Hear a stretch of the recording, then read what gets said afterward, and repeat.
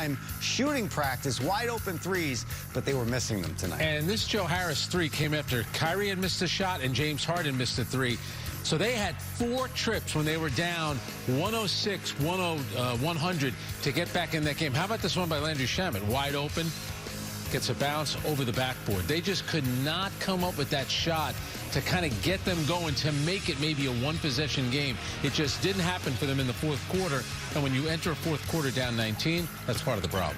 And this was one of the stretches here where the Nets missed 3 threes. Jeff Green, then Joe Harris. Got a couple of offensive rebounds, and then James Harden stepped back, and he missed one as well.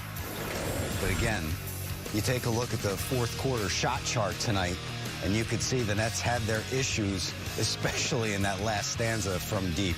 Yeah, and for the Orlando Magic, they had a season high in three-pointers tonight. The Nets could not they couldn't match them. And I think when you look at a guy like Joe Harris, there were plenty of opportunities tonight for him in the first half, certainly in the fourth quarter, where, you know, maybe you make that one, it gets you going, it gets the team going. It never happened. And don't forget, Evan Fournier and Aaron Gordon, they've missed some time. They were probably chomping at the bit to get back out there. And they were on fire for the Orlando Magic tonight, who came in averaging 104 points per game, which is second to last in the league. And as Frank mentioned, they had 103 points at the end of the third quarter. They finished with 121. Let's get the final thoughts here from Coach Nash on his team's loss tonight. Coach, just from your perspective in such an eventful game and the ebb and flow, what's your biggest takeaway from this one that gets away from you in the end?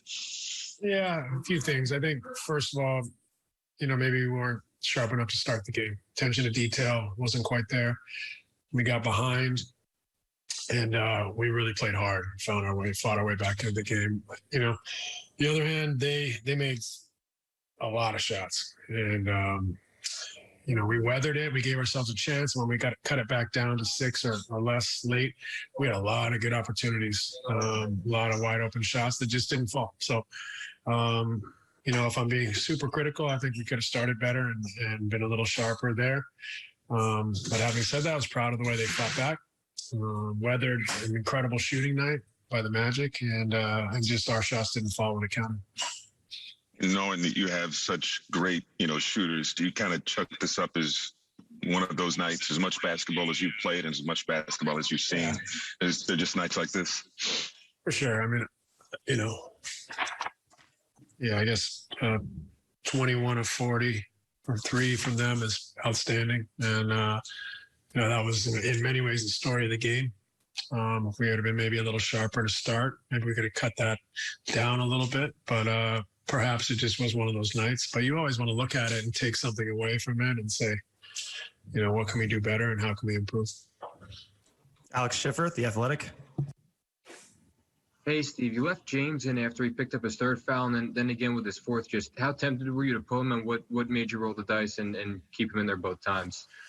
Yeah, it was just one of those nights where it wasn't going for us, but we weren't necessarily flowing. So you have to roll the dice a little bit to give yourself a chance. And, you know, it wasn't to be, but we didn't get, you know, bitten by leaving him in the game. But I just thought sometimes you have to take risks. And, you know, if we were going to try to come back in this game, we needed him in there for a more sustained period. Tom Dowd, BrooklynNets.com. Steve, you talked about weathering their storm a little bit. What did you see early in the fourth quarter as you guys kind of chopped that lead down a little bit? Great activity. Defended. They didn't score much for a long stretch in the fourth. You know, we had a lot of energy and fight and fire. You know, gave ourselves a chance. Like I said, cut it from, I don't think it was 18 or 20 down to 6 or so. And had, you know, I think, 3, 4, 5 really good open threes that we just didn't knock down. So, but they fought and got ourselves back into it and gave ourselves a chance, but we let it get out of hand a little bit and perhaps it was too much. Brian Lewis, New York Post. The defensive activity in the fourth quarter would imply that you guys still had your legs about you. In your mind, the struggles from shooting, did you think fatigue played a role in that, or was it just make or miss league and you just missed shots that you normally would hit? You know, I think James and Joe felt fatigue. You know, they had a heavy burden against Indiana, so I think those two for sure were, you know, probably felt some fatigue in their legs.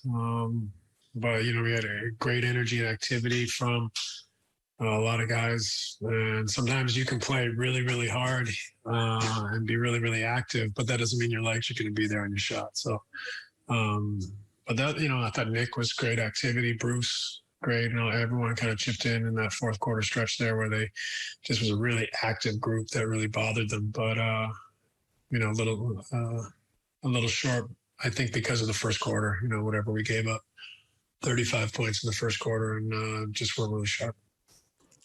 Appreciate your time, Coach. Thanks, everybody. Good night. Let's go back to the threes.